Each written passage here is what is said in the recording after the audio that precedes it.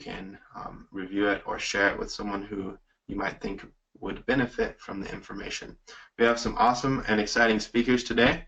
The first speaker I will introduce, his name is Dr. Rajit Gadh, professor and director of the UCLA WINMEC and Smart Energy Research Center. Dr. Gadh is professor of the Henry Samueli School of Engineering and Applied Science at UCLA, founder and director of the Smart Grid Energy Research Center, and founder and director of the UCLA WINMEC Consortium. Dr. Gadh has a doctorate degree from Carnegie Mellon University, a master's from Cornell University, and a bachelor's degree from IIT Kanpur, all in engineering. He has taught as a visiting researcher at UC Berkeley, has been an assistant, associate, and full professor at University of Wisconsin-Madison, and was a visiting researcher at Stanford University. Dr. Gadh's research has been funded by the LADWP, in which UCLA is one of 3 academic cooperating partners, along with USC and JPL Caltech, in which DOE is funding roughly $60 million, Korean Institute for Research, EPRI NESCOR grant, California Energy Commission, and the UCLA Smart Grid Industry Partners Program, consisting of over a dozen industry members. Dr. Gadh is a fellow of the American Society of Mechanical Engineers. He has received the National Science Foundation Career Award, NSF Research Initiation Award, and NSF Lucent Industry Ecology Fellow Award, Society of Automotive Engineers, Ralph R. Teeter Education Award, IEE WTS Second Best Student Paper Award, ASME Kodak, and numerous others. Dr. Gadh additionally serves as an advisor to a handful of technology-based startups. So without further ado, I'll let Dr. Gadh take it away with his presentation. Thank you, Siddal. Could you move to the next slide, please? Certainly. Great. So one of the things I'm going to start by talking about is the UCLA's Grand Challenge. That President Barack Obama actually announced the Grand Challenge sort of at the national level, and then UCLA has sort of responded to sort of President Barack Obama's Grand Challenge. And specifically, President Obama talks about making solar as cheap as coal, making electric vehicles as affordable as the ones that run on gas. So if anybody is interested, you can click on that video and you can see what UCLA is doing on the Grand Challenge from UCLA's standpoint, and the Smart Grid Energy Research Center is playing a key role in that. Next slide, please. So as I mentioned, in the Grand Challenge, we're talking about electric vehicles. President Obama talks about electric vehicles, and so do we in UCLA.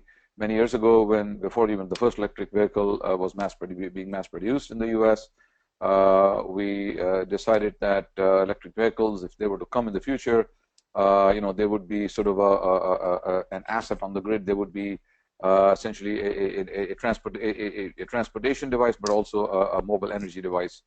And so if you look at one of the data statistics here, and of course in UCLA we looked at the amount of energy that we consume and the peak loads and so on and so forth. Our peak typically tends to be under 70 megawatts, sorry.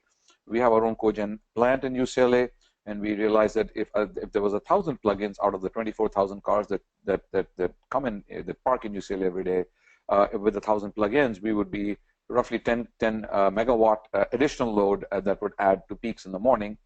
And that was when we started the research. Well, today we almost have, we almost have about 1,000 plugins or plug-in hybrids. And so, if you look at an average of 6.5 kilowatts, well, that's about 6.5 megawatts. But some of the vehicles could be charging faster, like the Teslas, say. And so, very quickly the standards are increasing in terms of the total kilowatts per vehicle. That means that the 10 kilowatt per vehicle on average is going to happen very soon, and that means that some of the predictions we had at that time are happening probably a little bit faster in the UCLA campus. And so we realized that workplace charging is going to be very important, because a lot of the electric vehicle drivers do not have charging stations in their homes.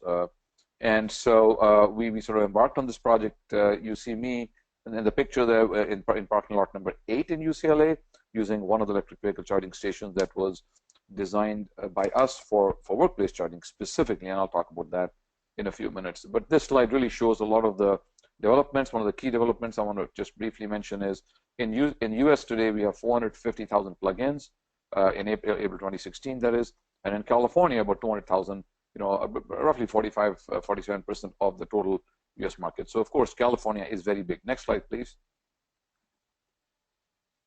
So in UCLA, I think that Siddha already talked about some of our research sponsors.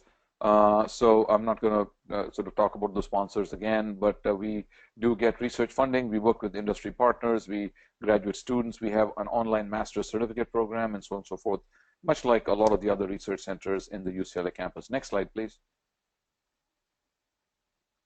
So we've recently announced it's called the eSmart Energy for a Smart Grid Consortium, and the kickoff meeting for that is September 20th.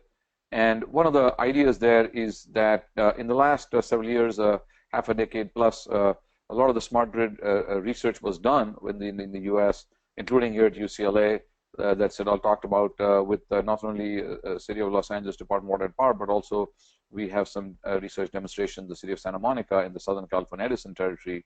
So you look at some of these research projects that are going on, they have resulted in a lot of very interesting technologies, data, prototypes, and so on and so forth. So we've decided that we will work very closely with the industry as well as utilities in doing technology demonstrations sort of more at a larger scale level through this consortium called the eSmart Consortium, and to really to take this research to the next level on the distribution side, to bring in electric vehicles, solar, battery energy storage, distributed energy resources, demand response, building automation, so on and so forth. And so we have some of these electric utilities on our advisory board, and we'll be working with industry partners through this consortium. Next slide, please.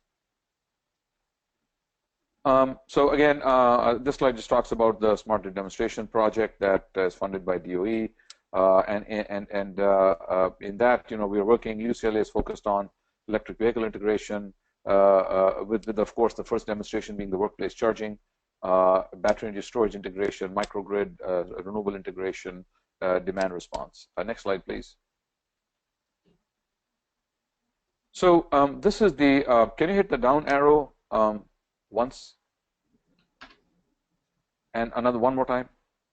Okay. So you can see arrows moving from the left to right. That means that the traditional power grid provided power from large-scale generation that is out somewhere out of the cities, and then and essentially sending power, which is the red line, sending control, which is the black line, and sending information flow, which is the blue line, in one direction. That means it really comes from the electric utility, and in this case, you see it goes into the UCLA cogen and UCLA electric gateway, and then from there it goes into the campus buildings, and from there into the individual loads.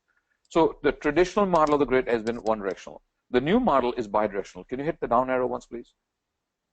Okay, so in the new, now also you see the arrows are bidirectional. Why? Because on the right-hand side at the bottom you see an electric car. Above that you see a battery energy storage system. To the left of that you see a solar panel. Above that you see an LED light, and then a smart thermostat. And you look at these devices at the edge of the network. And this is where things get really exciting, whereby in the future, I argue, and I've been saying this for a while, you'll be able to purchase an electric vehicle and plug it into the grid in the office or at home, and it'll start talking to the grid operator through your local campus microgrid, your workplace microgrid. So in a sense, there'll be three levels of abstraction: your electric vehicle charger, your local microgrid or campus, and then the big grid operator. And you'll be able to talk directly, and the system will have to acknowledge your existence, and you'll have a previously signed service level agreement. So, and you don't have to worry about it. You plug in your car, and maybe you're charging your car, or maybe in the future you notice that even the power is flowing both ways. In the future, maybe your car will be sending power back to the grid when the grid operator needs it. For example, let's say when the sun stops shining for a few minutes. A down arrow, please. Okay, a lot of electric cars in the market. I will not belabor this point. Next slide, please. So here you see a significant part of the research that we're doing, and that one of the key ideas is we want to take. So you see on the top left there is a little there's a user plugging in a vehicle and with a small mobile app, and so we want to take the individual personalized information of the electric vehicle driver. Then if you look at the bottom left, you see the parking garage. That's parking lot 8. That's part of the workplace charging research demonstration program. And there you see 4 EVs that are plugged in, different EVs, and we have these charging stations that are networked. So you take the data from the individual EV driver, you take the data from the parking and the plugging in and the type of vehicle you have, then you take the data from the parking garage, how much capacity you have, and you add it, and then you take information from the grid operator and you add it together and you have the circle, you have the smart charging within a smart grid. What does it mean? It means that you want to give energy to the employee in the workplace when they need it. For example, if somebody is leaving at noon, you can schedule their EV charging at that time compared to somebody that's leaving late in the day. So that was our premise for the workplace charging project. And now we have 136 EV charging stations networked installed in the UCLA campus of different types to level 3. So 110 volt, 220 volt, and then 440 DC. Next slide, please. So mobile apps, very important, right? They personalize the user experience. Next slide, please. So here you see one of our key innovations. So we realized that the average 220 volt charger, 40 amp breaker will give you roughly about 160 miles of charging in a day, and the average EV driver needs 40 miles. So on a typical 220 volt, we can actually have 4 people plugged in the course of a day. So we realized that would be something that we could do, and we did that, and you can see that is one of the key innovations specifically for workplace charging. But now we've also realized that in addition to workplace charging, that same innovation can be used anywhere where the vehicles are sitting for 3-4 hours, and there's multiple vehicles. So if you have a large number of vehicles that are sitting for a certain amount of time, what you can do is you can do individualized scheduling of every outlet on that multiplexed, or some people call it the octopus charger, whereby every EV driver can get the energy when they want it and how much they want it, in spite of the fact that you have only 40 amp breaker, because you do have enough hours. So you need enough hours in the day or night. So if it's apartments, it's at night. So we have, of course, success in multi-unit dwellings. We have success with fleets and workplace charging. So those 3 areas is sort of a no-brainer. The other area we're looking at is now also public charging, destination charging. Next slide, please. Down arrow one more time. Yes. So this just shows you a few more installations of, yeah, that keep going. Excellent. Thank you. So the previous slide was just showing you a few more instance of our installation. Now here you see a PowerPoint slide with detailed information about users and when they're plugging in, and one of the key things that we're doing is power quality measurement. So we do power quality measurements every few seconds or every few minutes, so that we can have detailed information about what is happening to the power quality on the distribution side, so that you can change the amount of energy flows into the vehicle depending upon what the needs of the grid operator are. So the grid operator may say, well, we're having some issues with frequency regulation or voltage regulation at this location, and so the question is, and this is a question, I think that the sort of, we're still doing some research into exactly how you can solve that problem, but one of the things we're also looking at is how can you solve the problem by adding by adding battery energy storage systems. So the idea, and so that's one piece. The second piece is AI. AI with big data. So we get data, like I mentioned, every few seconds, every few minutes from these charging stations, the network of charging stations in the greater LA region. We actually have 200 EVSEs, and we get data from them. So one of the big things that we're doing now is using AI for doing real-time big data analytics, so that you can take the data, historic data, you can extract some meaningful information about usage patterns, and then you can even come up with predictions. Say, at this location, at this spot, we expect that there will be so many EVs plugged in today, or we expect that from 2 to 5 p.m. so many kilowatt hours are going to be consumed. So that is a big area of research specifically for workplace charging. Next slide, please. So the other very key innovation we're doing, we actually been working on, and we have, for example, this is a state of charge estimator. This was like a plug-in into the vehicle that gives us, it's like an IoT device. So I think IoT is going to be very critical in terms of research innovation in workplace charging. And this one just gives us state of charge. Why? Because then we can better estimate, how many kilowatt hours this person needs. Today, it's not available to J1772. In the future, I think protocols will be modified to actually have such information easily and readily available. Next slide, please. So this just shows you a map of where all our EV chargers, EVSEs are installed. They're part of the integrated network, but we can also break out the network regionally. So is down in the Port of LA, location Pomona, Santa Monica, Pasadena, downtown LA and DWP, as well as in UCLA main campus, Westwood campus, as well as actually, sorry, in the Santa Monica Hospital of UCLA. So next slide, please. So this again just shows you where which charger is located. I won't get into the details, but as you can see, we create networks, we create subnetworks, we can create subnets. You can create enterprise accounts for different enterprise users. For example, the UCLA Medical Center in Santa Monica in the bottom right box there, they have their own enterprise account and so on and so forth. They have their own doctors and hospital staff using it and so forth. So you know, you were able to actually partition the whole network. Next slide, please. So one of the key things we learned there is that energy management. So one of the key things we're doing is energy management at an aggregated level. So if you have a bunch of electric vehicles that are plugged in and you have an idea of the individual requirements, you can do an aggregator service. So I think that will be a big opportunity in the future. So from the what is aggregation? Aggregation allows an electric utility. So let's say electric utility wants to offer some incentives. You know, offering an incentive to an individual EV driver gets sometimes difficult.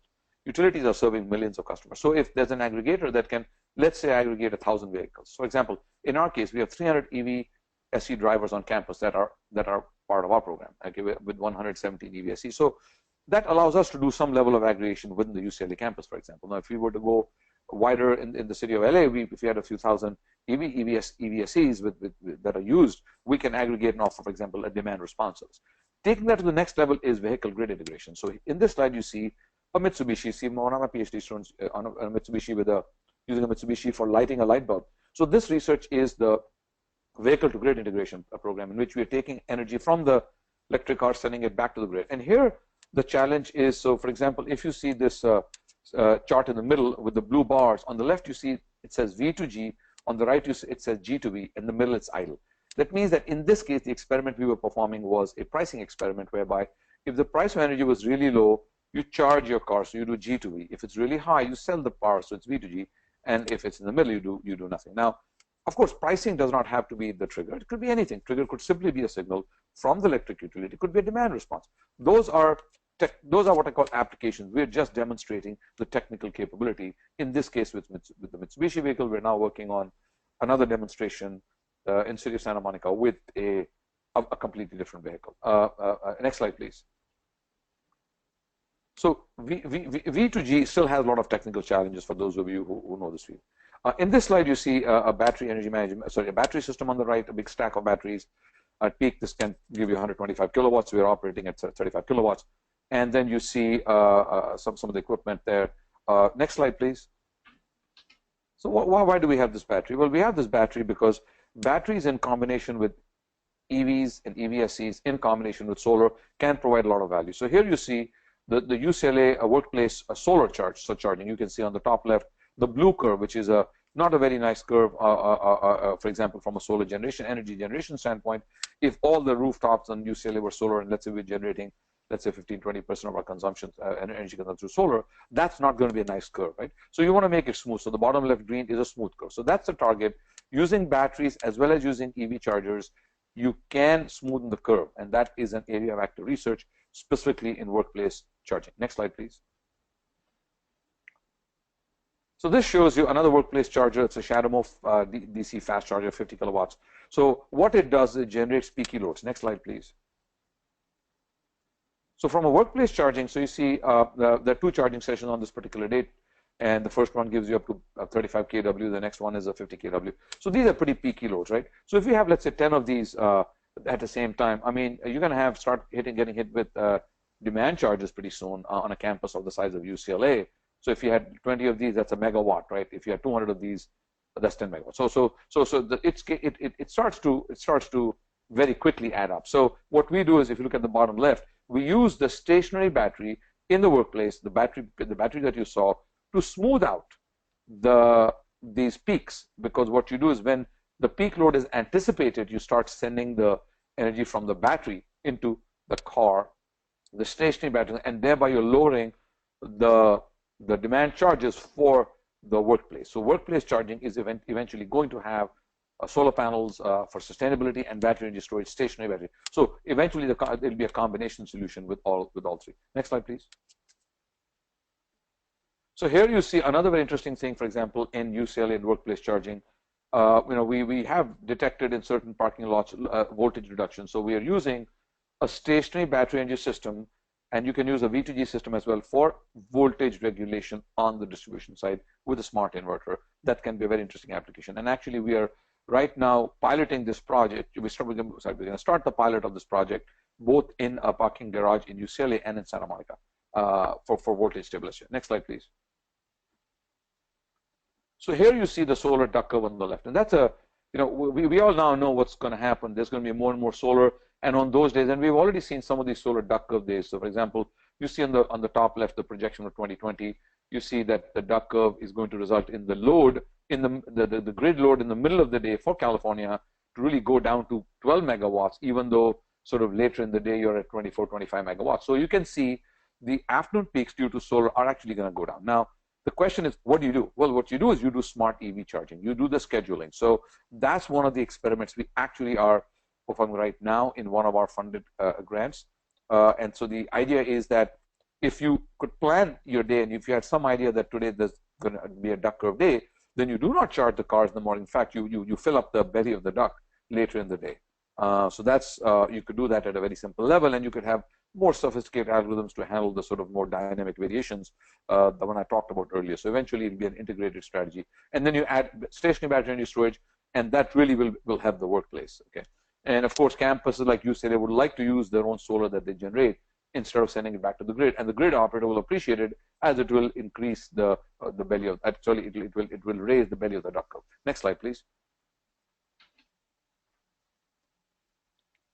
So this one is workplace charging. This is fleet workplace charging. So what we're trying to really show here, the red curve shows you in the evening when the fleet operator, so this is an installation in UCLA with 21 of our quad boxes that effectively capacity of 84 charging stations. So you basically have the red curve, which shows you a peak in the evening, early evening, which is kind of not good because we just saw there's with the duck curve, right? There's already a peak in California in the evening. You add to that.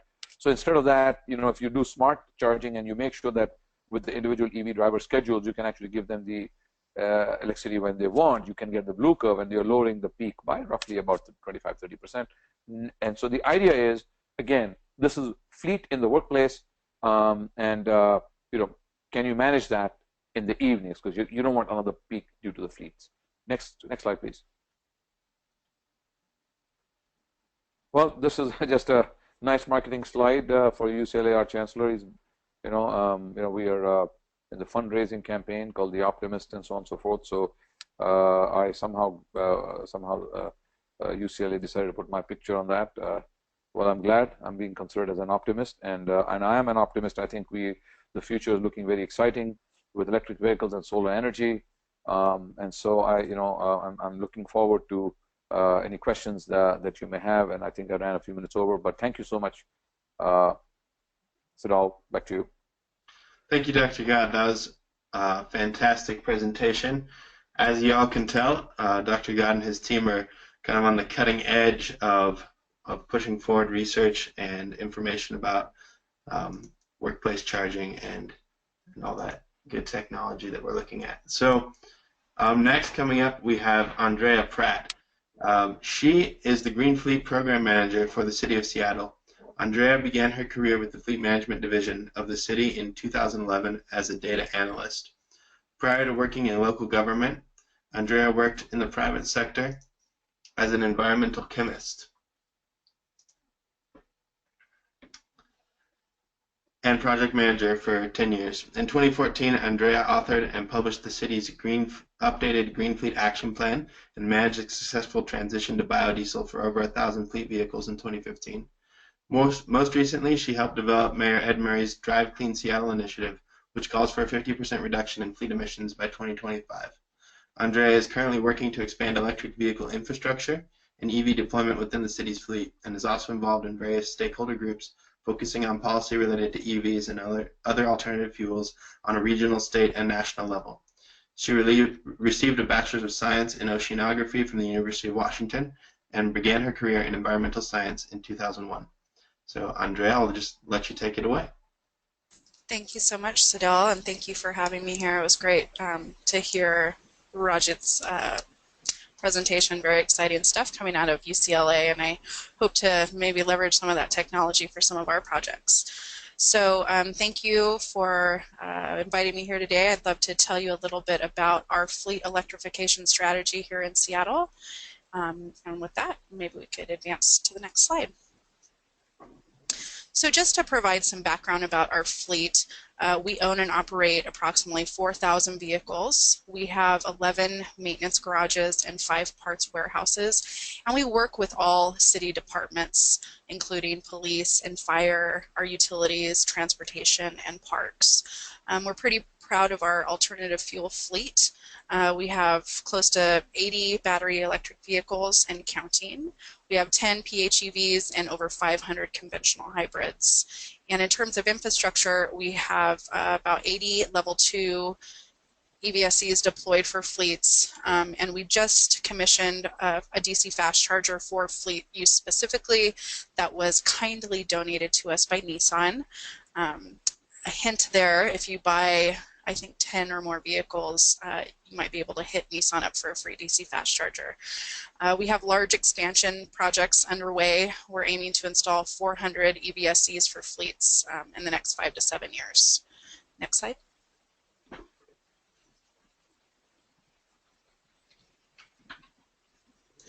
So I wanted to just touch on our Drive Clean Seattle initiative. In March of this year, Mayor Ed Murray announced Drive Clean Seattle, which is an initiative that includes several actions to electrify transportation. We're a bit lucky in that our local utility, which is Seattle City Light, has been carbon neutral since 2005, and leveraging low-cost carbon neutral power as transportation fuel really underscores the business and environmental case for electrification.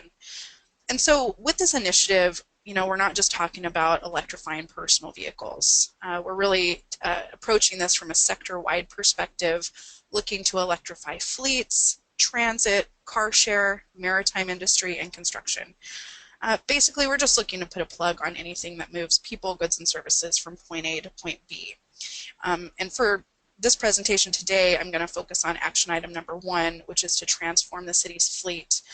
This is one area of the plan that we have the most control over in terms of procurement and implementation.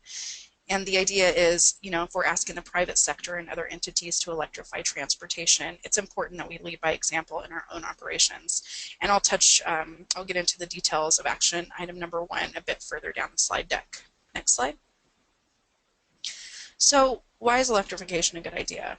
The standard argument is it's good for the environment and it reduces operating costs. But beyond those tangible kind of direct benefits, EVs also provide energy independence and create local economic development opportunities.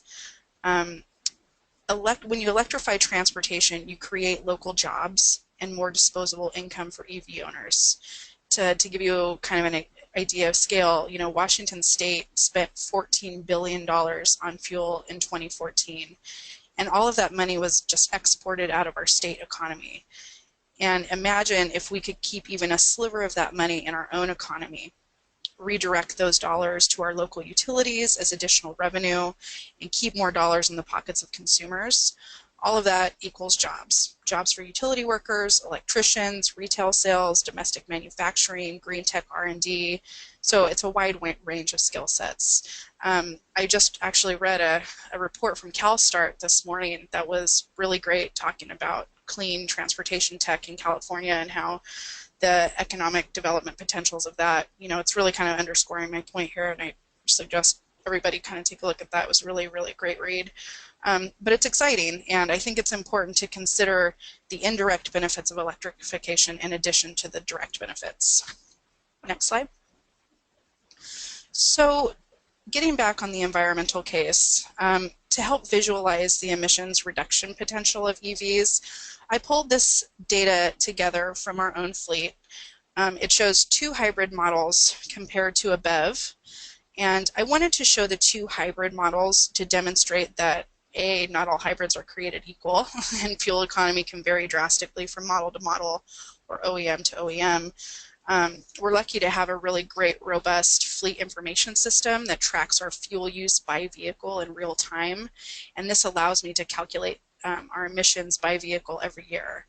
And so, at the risk of stating the obvious, emissions are directly tied to fuel economy and miles traveled. And so, fuel economy is based in part on, how the vehicle is made and the vehicle efficiency, but also how operators drive that vehicle. So there's always going to be some variability based on how the car is driven. And I just want to put a note out there for the data nerds. This graph assumes 5,500 miles per year, CARB certified pathways for gasoline carbon intensity, and leaf emissions are specific to Seattle City Light's retail power emissions factor. Next slide.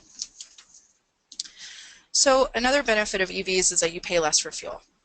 Even with gas prices where they are today, it is still less to fuel an EV. And also, electric motors are about 90% efficient compared to internal combustion engine, which is about 40% efficient.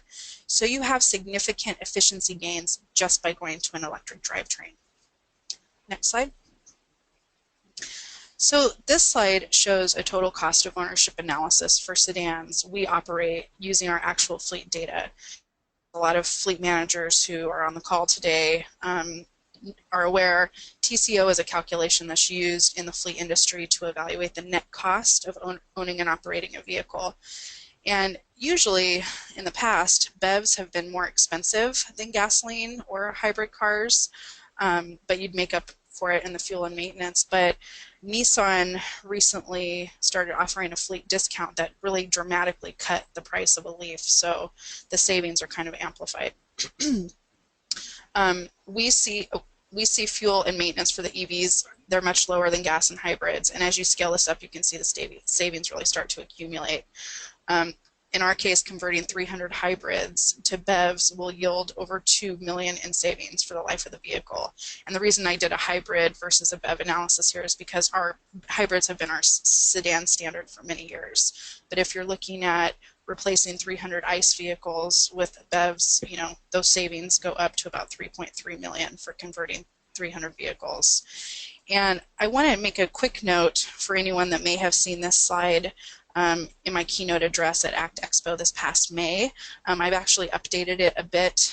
There has been a lot of speculation about the salvage value of BEVs at end of life because the depreciation rate has been pretty steep over the first few years of ownership. And so in order to kind of address this uncertainty, I adjusted our salvage value to reflect what our budget assumptions are, which is 10% of the acquisition cost. Now, it's very likely that we'll get more when we actually start to sell these in 2021, but really only time will tell. And so in other words, I just want everybody to consider this a conservative estimate. And the three other parameters shown here, acquisition, fuel, and maintenance, are actuals. Next slide. So as I mentioned earlier, action item number 1 of Drive Clean Seattle is to transform our own fleet. And our goal is to cut fleet emissions in half by 2025. We will do that through several strategies, with electrification playing a major role.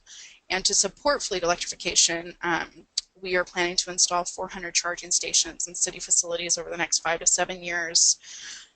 But beyond light duty, we're also looking to advance electrification in larger size classes.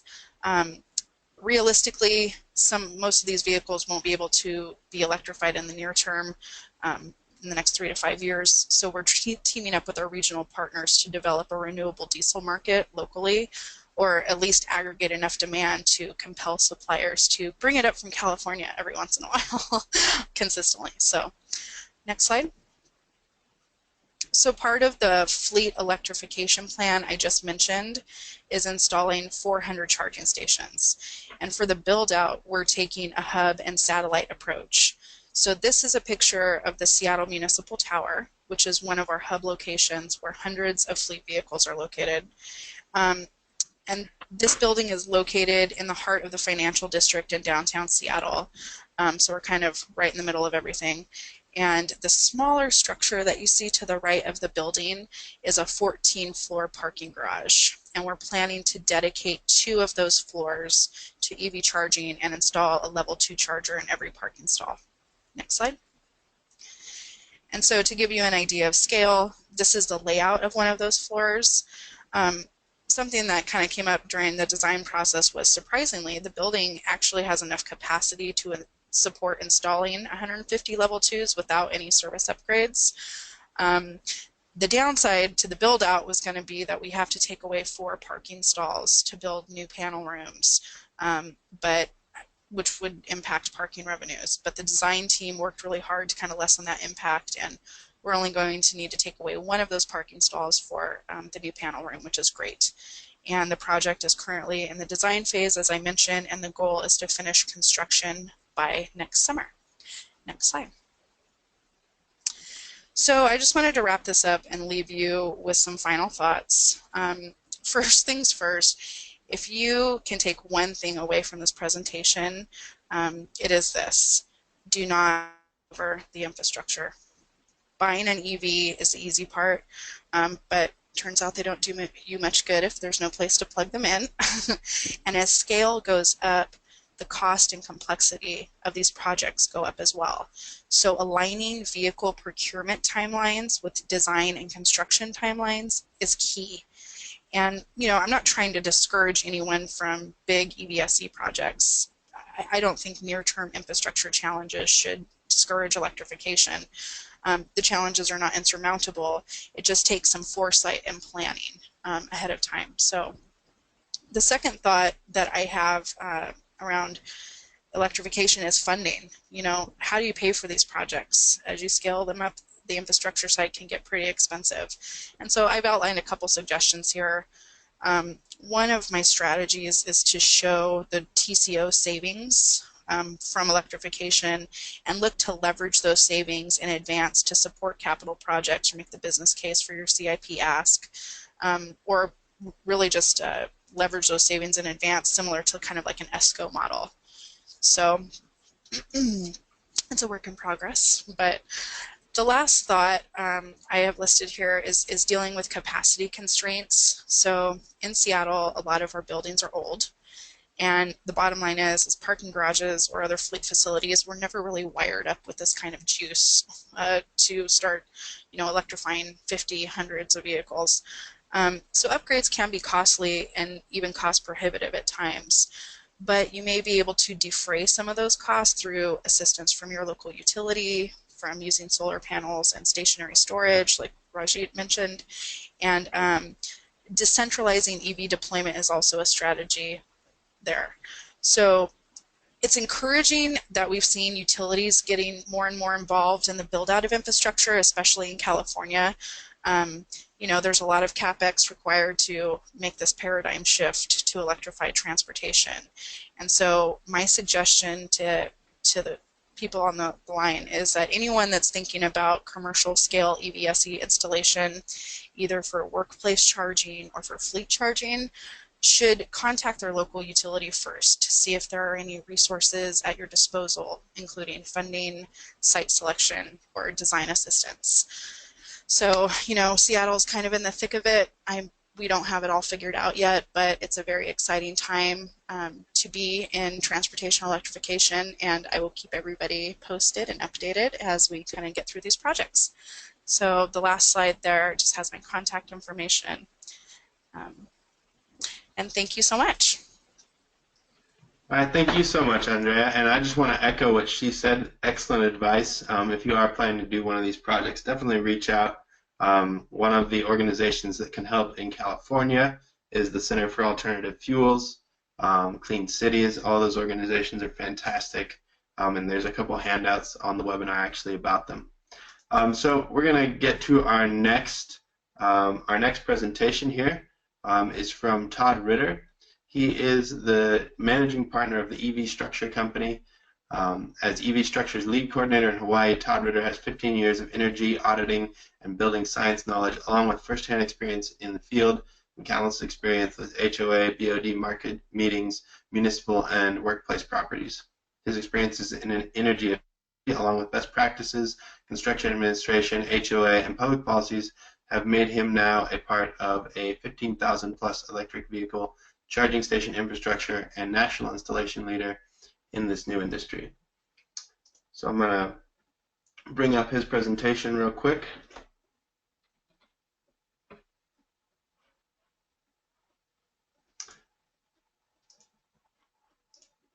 And Todd, Can you hear me? Yeah, why don't you take it away, Todd? Oh, hi. Aloha, guys. Sorry. Bit of a hectic morning. I'm just coming into this. So, anyway, aloha from Hawaii and Honolulu, Plain Cities as well. We just changed our name over to Stitch. I'm still trying to remember what that means, but I'm sure it will come around. So, what you're seeing here is basically something new to the industry. As you know, we've had a lot of installations throughout the country. We've partnered up with another company that we distribute also called FreeWire Technologies. I'm sure a lot of you have heard of them. And one of the first deployments of their technology is going to be here in Hawaii, and we'll get to that slide a little bit later into this. But that's what you're actually seeing here. It's actually 35 kW batteries going to the vehicles instead of the multi-millions of dollars of infrastructures that we've seen going through, you know, people's and the bank accounts of EvStructure for infrastructure to do such charging stations.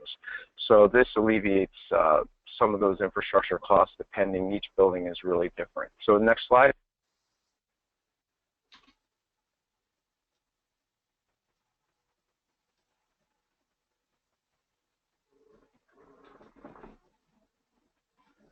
Okay, this thing jumped me off for some reason. I don't know why. Well, it's at the next slide, just so you know. But you're at the next slide. Okay, so you know what I'll do on my end. Unfortunately, here in Hawaii, we have a lot of technical difficulties with internet. It's an island. So I'll go to the next slide. So basically, that's who we are and you know, where we're at. We're spread out throughout the nation. We decided to go into the Puerto Rico market a couple of years ago. There's some challenges going on there with government, as everybody knows. So, but there's a lot of progress going on there as well. Islands seem to make a lot of sense for EVs because people do not have to charge every day. Range anxiety is really not the issue here. It's more of elevator anxiety because it's a vertical market, and board presidents are specialties, you know, multi-unit dwellings, and that's really where we focus on, and that's where the issues lie, in vertical markets where buildings and high-rises are the real issues in putting charging stations in for heated parking spots. So we've really specialized in the island. So we're trying to, you know, start at each point, East Coast and West Coast and Hawaii. As far as that goes, there's a real opportunity there for us as a company. Obviously, we're in the business. Next slide. The growing numbers of PVs. Next slide. Constant growth. This is the latest numbers. I don't know if you guys went over this earlier. However, these are a good source that we use a lot. Our internal corporate offices and headquarters in LA really follows, you know, inside EVs for a lot of up-to-date, accurate information. Next slide, elements of best practices for workplace charging, and obviously in our experience is to, you know, get the internal support. Obviously, it's got to start somewhere. Like for instance, in Hawaii, we have Colliers International, which I'm very active with and talking to and communicating with, and they have a head of their green type of departments, and they're constantly, you know, putting out notices, you know, to please let them know if any employees.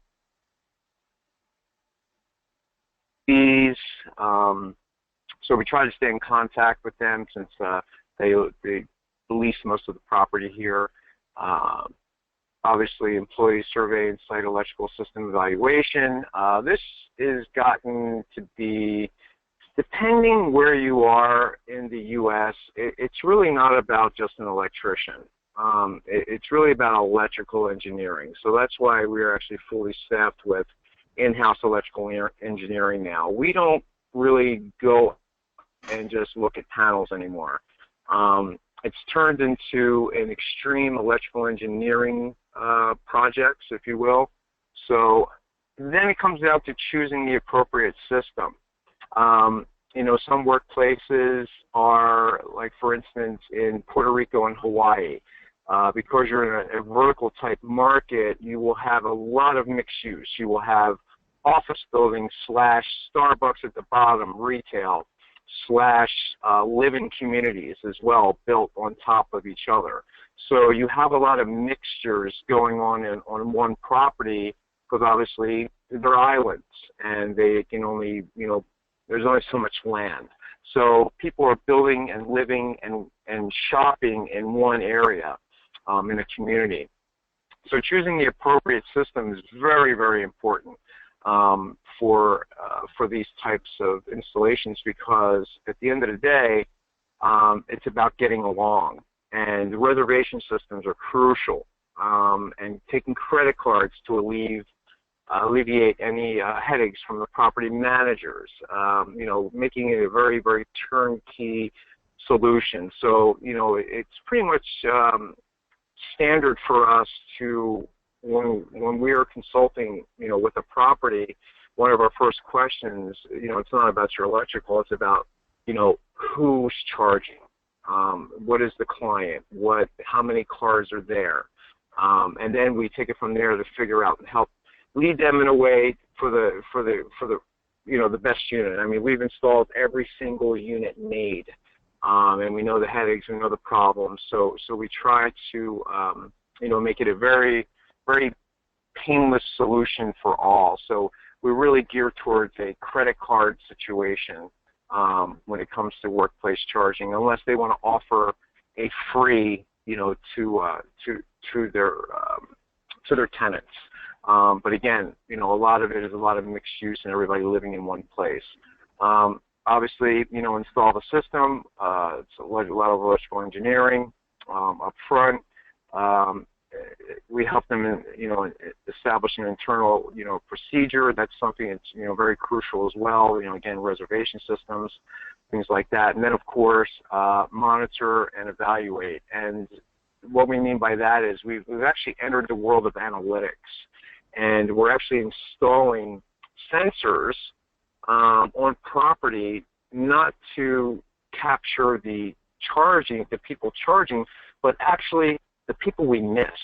You know, do we need to add more chargers? And what we're finding is, with the apps that we're currently working with, like, you know, an OpConnect or a ChargePoint, we're able to, and Blink, we're actually able, because we service, you know, all these units as well, we're able to capture data that tells us, hey, there's people coming to charge and there's no ports available. This is crucial.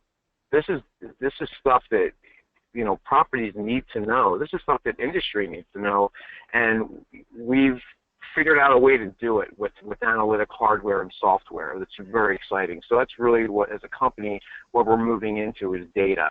So what we've come up with, you know, in piloting this new hard software that we've been using, is people we're missing that are coming to charge, they really need to plan for 20% more EVSEs each year. I mean, that's, you know, a pretty safe hypothesis from our part.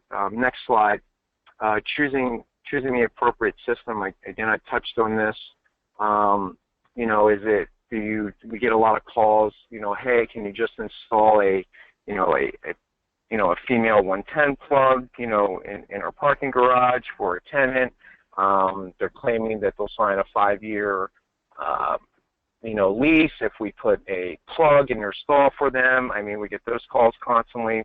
Obviously, you know, level 2, you know, that's what everybody, you know, really wants, because, you know, fast charging is, depending on the market, you know, may not be, you know, adequate enough power, and the upgrades are just, you know, that's just ferocious in pricing.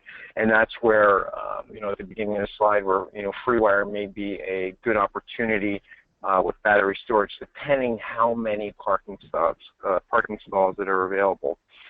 Again, credit cards are always a big, you know, #1 question. Reservation systems, you know, the memberships. Another thing that we've moved into as a company, and another division, that we opened up is the advertising for the charging stations. There's an opportunity to recoup some ROI on some of these, depending, how it goes, the relationship between the building owner and some of the advertisers, if they're willing. But we've really moved into wrapping the charging stations as well to make it, a profit center for the site host as well. So that's something, we moved into. Again, analytics, another, big deal, what we're moving into is analytics here. Installation costs. This is mainland pricing. You got electrical engineering. This is starts 2000. We're doing a lot of transformer assessments right now. We're probably in the middle of about 26 of them, if not maybe 30, where we're actually measuring the transformer of the building to see how many charging stations that building can handle before we need to do an upgrade of the transformer. So that's becoming a very crucial beginning step for us as a company, and keeping us quite busy. We've just had to allocate $150,000 for new monitoring equipment, utility scale equipment. So that's something, everybody may keep their, radar up against when it comes to grants. It's not so much charging stations. It's like, okay, wait a minute, what are we working with? How many? Great, I got $5 million for charging stations, but hold on, can the electrical handle that many charging stations? So just, from our experience, we've seen a couple blown transformers. So I'm huge on this, transformer assessments. They run about $5,000.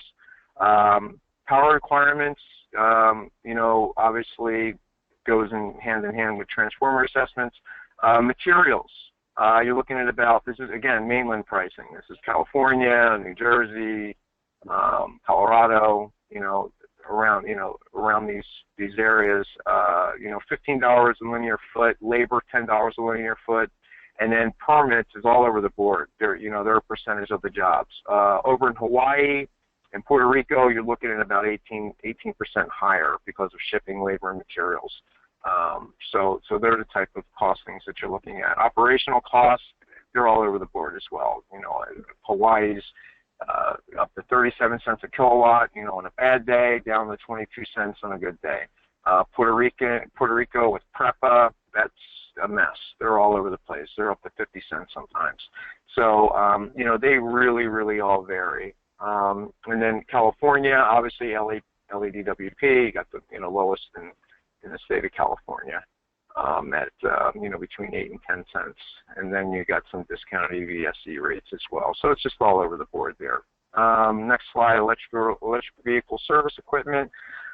The prices range retail, from $1,000 to $15,000 for DC fast charging. I think everybody on the call understands that part.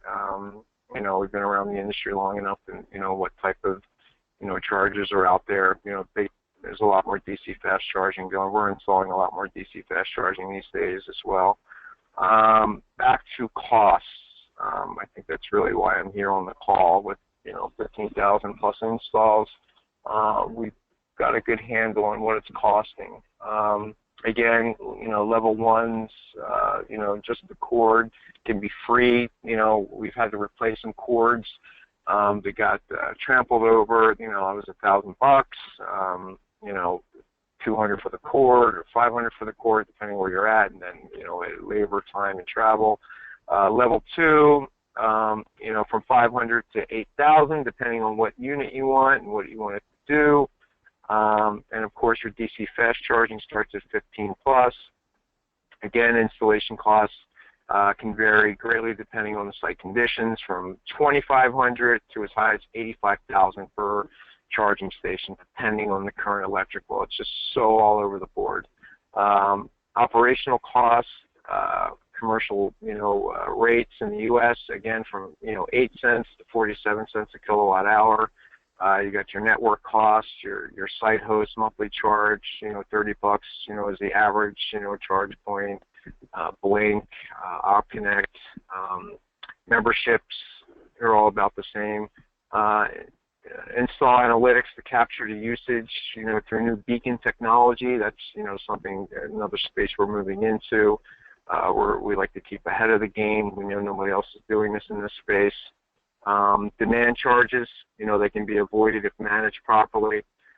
Again, with, mobile chargers or battery storage, is always a good thought. Costs can be offset by local incentives and advertising partners. Again, we're seeing a lot of good stuff with that, with the advertising. Utilizing this unit out in the middle of a Walmart, wrapped with, new Nissan Leaf or Tesla. I mean, it's a no-brainer. System costs and purchases, you can pretty much, look at this. It's redundant. At the end of the day, the next slide, system and costs, redundantly. I strongly, again, I repeat, I strongly recommend a service contract. There is not a unit out there out of 15,000 plus installations that we have done that has not had a problem. I don't care what they say. We have had problems. And most EVSEs, they only come with a 1-year warranty, okay? And that includes parts, not labor. So I strongly suggest to people you're talking to in this space that you definitely have a plan B when it's down. I mean, folks, this is the new way of fueling a car. If it's down, they can't get gas. And we've been in situations in frantic, babies in cars. We've got to get fed. Doors locked, can't open. I've seen some horrific issues. You must have a service contract. So that's something I can't stress enough. You get what you pay for, but at the end of the day, better safe than sorry. Highly recommend that. Okay, next slide. Installing an EVSE system. This is what we suggest. Not everybody, follows this. So people that follow this usually have a really good, safe experience. And it's, again, not just, if you're a residential, fine, call an electrician. Easy, you know what I mean? But if we're talking about building, hire a firm that has in-house electrical engineering as well as a licensed contractor. We had to spend hundreds of thousands of dollars in upgrading our company, and we've brought in-house electrical engineering. It's just, you can't do anything without it. You can try to do all the load calculations in the world you want, but when it comes to permitting, certain permitting agencies are going to want 3-page stamped electrical PE engineering drawings. The days of drawing a single line right down there at the permitting department are over. Not happening anymore. So I strongly suggest, you hire an all-in-one company.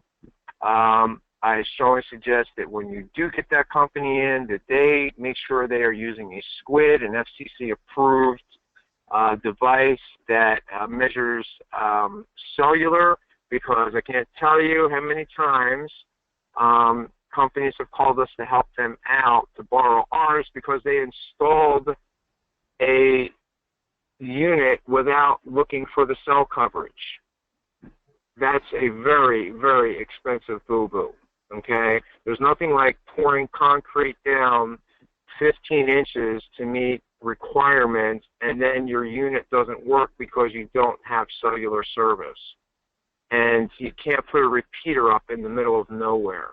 So highly recommended that your installer or your firm knows what they're doing from cradle to grave, okay? With the client, discuss EVSE options. Talk about credit cards. Talk about, help offsetting the cost with advertising incentives. Another one, make sure you are talking about units with cord management, AD right around the corner. I I've heard San Diego, California's made it Mando, and I know, you know, a lot of other states are going that way as well. Again, load assessments. Before you put multiple chargers in, it's real simple to go look at a panel and say, oh, okay, I got 5 open 40 amp breakers. Great. All right, you got enough for 5 charging stations. But what happens when you got 300 parking stalls and you got 20 and people are fighting over the charging station? People don't plan to fail, they fail to plan. So we try to work with our customers and our clients to help them look for the future, okay?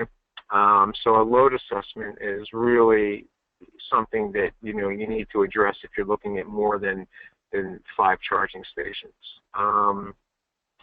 Coordinate with the local utility. We're friends with the utilities.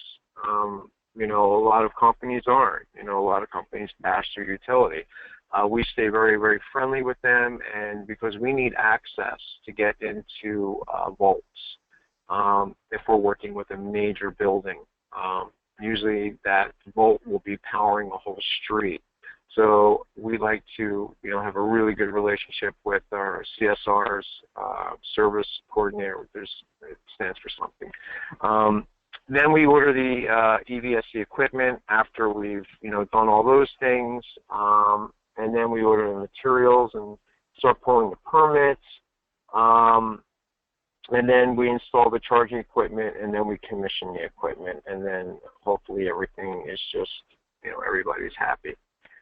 And then again, we like to, next slide, monitor and evaluate. We like to try to understand, you know, 6 months worth of usage, check back, you know, frequently check in, is everything going okay, you know, how many more vehicles have showed up, because we found that once you put a charging station in, in the first year, we've seen 3 to 4 new EVs show up.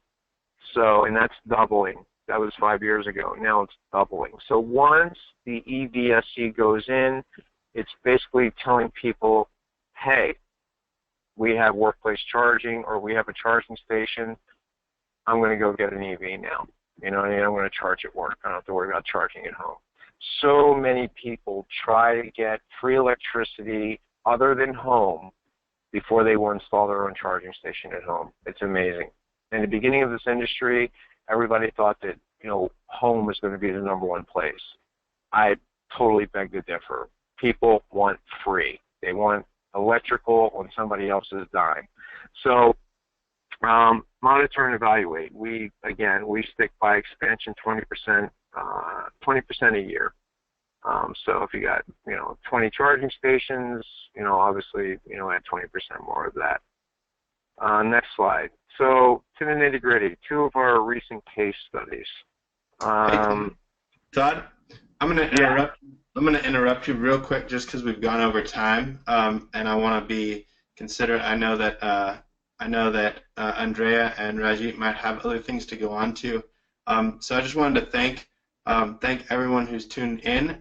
We are going to continue here, and if you have some questions for Andrea or Rajit, we are going to wait here till the end of this presentation. If you have questions and they can't hang around, then maybe what we can do is we can connect you with them, send them via email or some other form. But I just want to thank everyone who has attended so far, and if you guys want to stick with us for a few more minutes, we'd love to have you here and have some Q&A. But if you do have other things to go on to, we appreciate your time, and we will be sending out this information as well as a recording. And as always, if you do have other questions and specific feedback that you'd like to give, please get in touch with myself or some of the center staff, and we'd love to talk with you. So thank you, everyone who's been here. And Todd, if you want to continue, please go ahead. Sure. You guys can look at this. It's pretty much too, you know, it's just the numbers of, you know, what it costs to do the LAPD 100 charger install, and it's a case study, and then also it's broken down the budget that we came under, and then the Mobi free wire units over in Hawaii, obviously over budget by $8,000, just unforeseen. And And that's basically all we got. Two of our big things that we think make a lot of sense to help the call.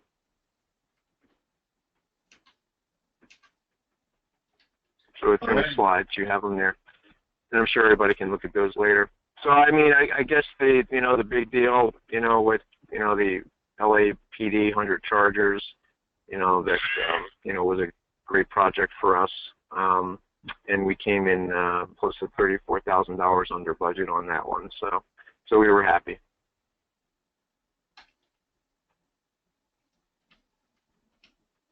All right. And have a breakdown.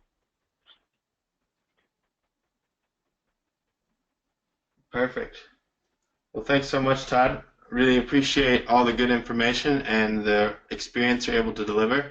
I'm going to kind of open it up for questions now. It looks like we still have our panelists with you, so I thank you guys both, Andrea and Rajit, for sticking around. If there are any questions, I see one. Is the LAPD project up and running? From Rick. Yeah, it's up. Fantastic. All right, very cool.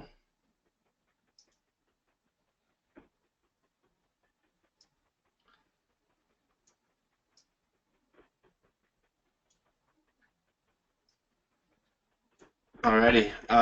Well, I don't see any other questions from the group currently. Rajit, I wanted to ask you real quickly, as far as the demand response and the things that you've been looking at, what kind of do you see as the next steps as far as getting those things kind of commercialized and more ubiquitous in the industry? I'm sorry, I lost the last bit of your sentence. After demand response?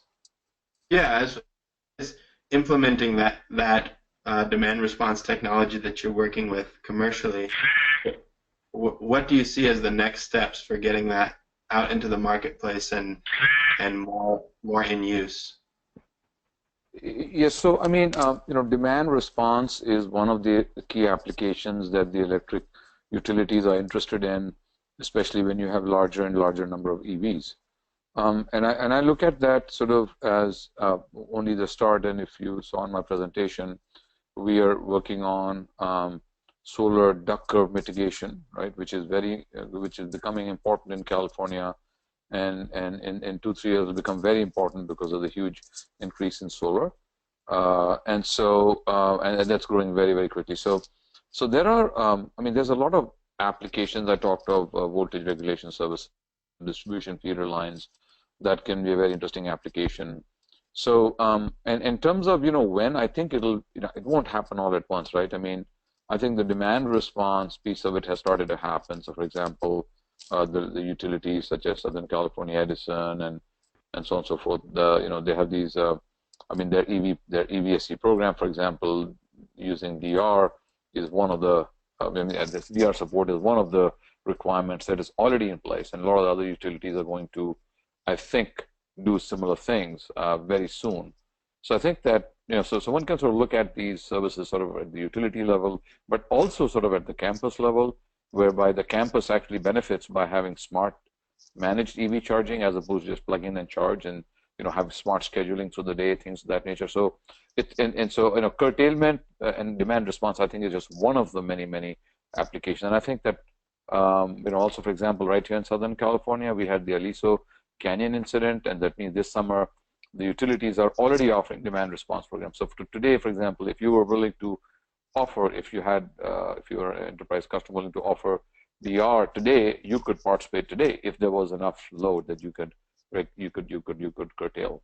So I mean, DR is sort of, I think, one of the first applications at the aggregator level from the utility standpoint, and I think there'll be more. And I think one of the other things was coming soon. I think it's probably time of use pricing and smart scheduling around time of use pricing, and that's another area of research that we're doing. We've actually developed some algorithms for that as well.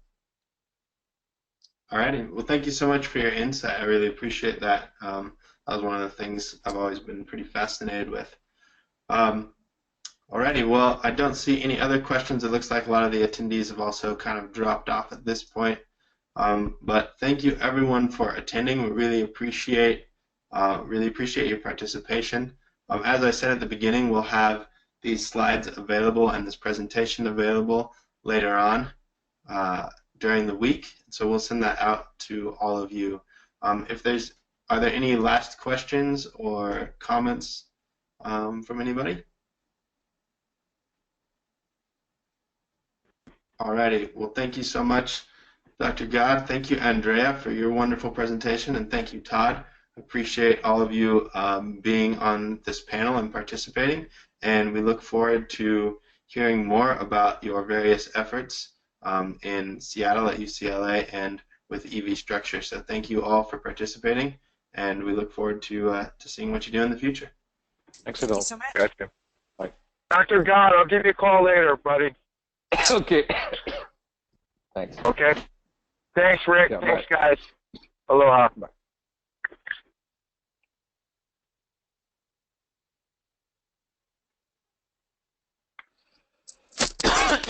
Bye.